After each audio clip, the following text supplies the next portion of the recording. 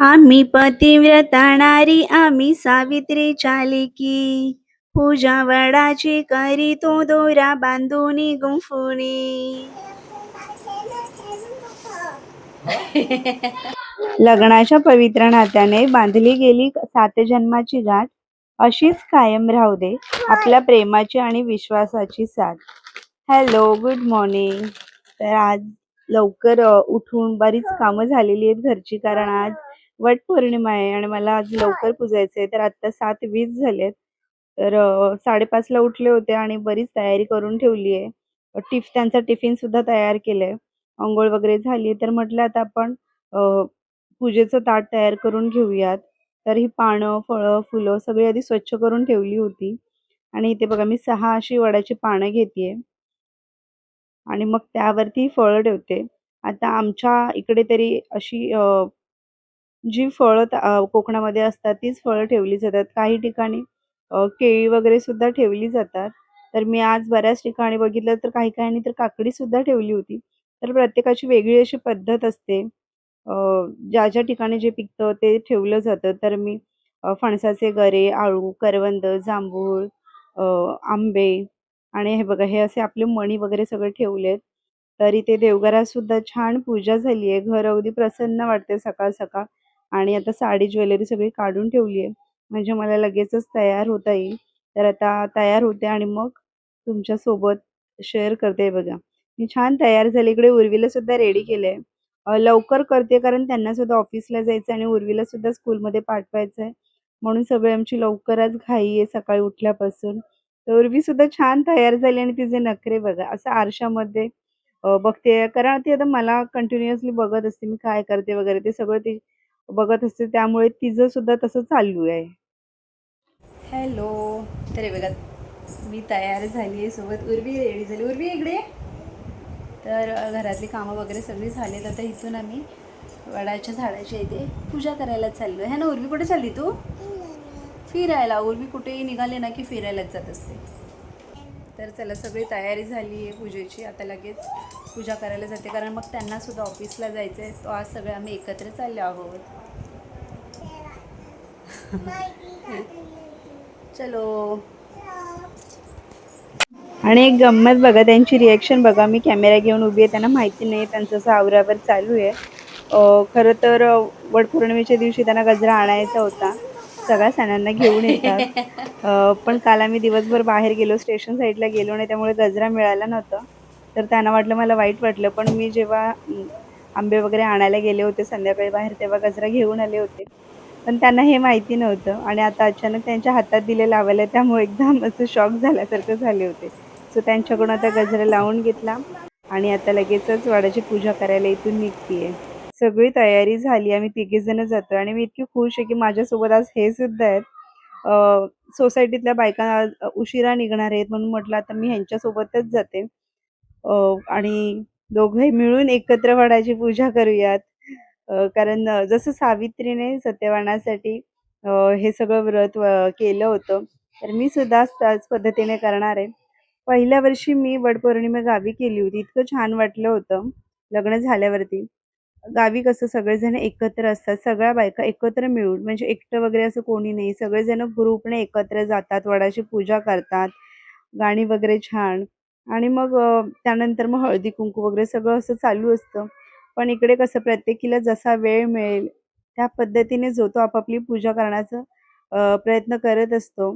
तर मी सुद्धा इथे आली आहे सगळी तयारी करून आणि आता वडाच्या झाडाला पाणी घातलं. त्यानंतर मग अशी ही माळ तयार करून आणली होती, वस्त्रमाळ कापसाची. त्यानंतर पूजा वगैरे केली आहे. इथे ओटी भरली आहे. ओटी म्हणजेच आंबा जे तयार केलं होतं सगळं, आंबा, गरे वगैरे त्यानेच आणि मग आता 7 जन्मासाठी हाच नवरा पाहिजे म्हणून असं संकल्प करतीये.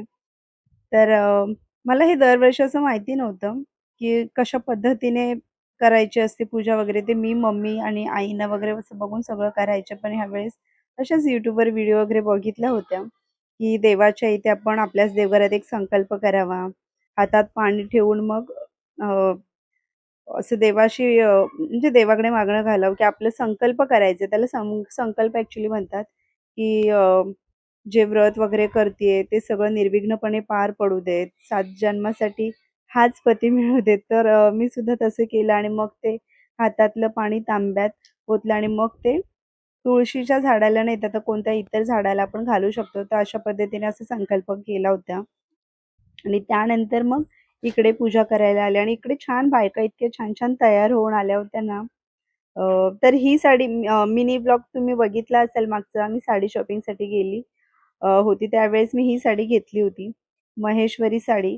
दिसताना खूप साधी सिंपल दिसतीये, पण खूप छान वाटते. ॲक्चुअली माझ्या मनात होतं ह्यावेळेस खूप असं लाईट एकदम असं राहावं, जास्त हेवी वगैरे नको. कारण खूपच अशा साड्या हेवी बॉर्डर किंवा मग काठपदरी अशा आहेत. म्हणून ही मी चॉईस केली होती. फक्त रंग मला हवा तो मिळाला नाही म्हणून मी हा चॉईस केला होता. तर इथे छान पूजा वगैरे झाली आहे आणि त्यानंतर मग घरी सुद्धा जाणार आहेत. घरी त्यांना वाण वगैरे देणार. पण आता इथे 5 बायकांना द्यायचं असतं. पण इथे कशा जास्त कोणी ओळखीच्या नव्हत्या, वेगवेगळ्या सोसायटीच्या होत्या. पण तरीही मग असं वाण वगैरे देण्याचा आम्ही कार्यक्रम केला. खूप छान वाटतं ते सगळं. गावी आमच्याकडे गावी कसं मोठं वडाचं झाडच आहे. तिथे सगळेजण एकत्र मिळून एकमेकींना वाण देतात. इतकी गर्दी असते ना, म्हणजे फक्त वाडीतलेच आमच्या लोकं असतात. पण ती मजाच काही वेगळी असते. माझं ह्यावेळेस पण चाललं होतं, की गावी जाईन, पण नाही पॉसिबल झालं.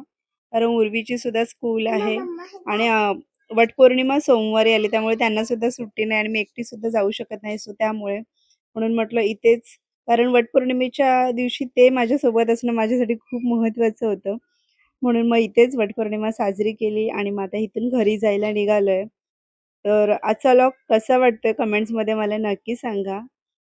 तर बघा गजरा मला कशा पद्धतीने त्यांनी लावलंय ते आणि इथून आम्ही शिव-पार्वतीच्या मंदिरात गेलो. बऱ्याचदा आमचं इथं जाणं-येणं होतच असतं. उर्वीला इथे फार आवडतं त्यामुळे आज तिथेही गेलो. आणि मग त्यानंतर घरी जाऊन त्यांना सुद्धा वाण देणार आहे. तर आज माझं सगळं लवकर झालेलं आहे बघा आणि पप्पाला करते म्हणून उर्वीला सुद्धा ते सगळं हवं होतं. तर असा होता आजचा दिवस तुमच्यासोबत मी शेअर केलाय. कसं वाटलं? नक्की सांगा. वॉव! किती घाम आला.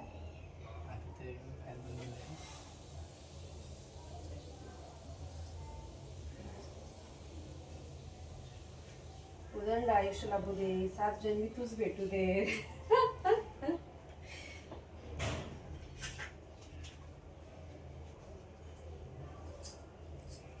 दुःखात अशी साथ दे. नमस्कार नको हं? असू दे, आजचे दिवस चालतात. काय ना बघू उर्मिला पण हवंय. अरे बापरे. ठीक आहे. सुखी राहा, मोठी व्हा, हा सगळं खावा. हा वर्षाच बस हा. बघ पप्पाने मला काय दिलं. आणि काय करायचं?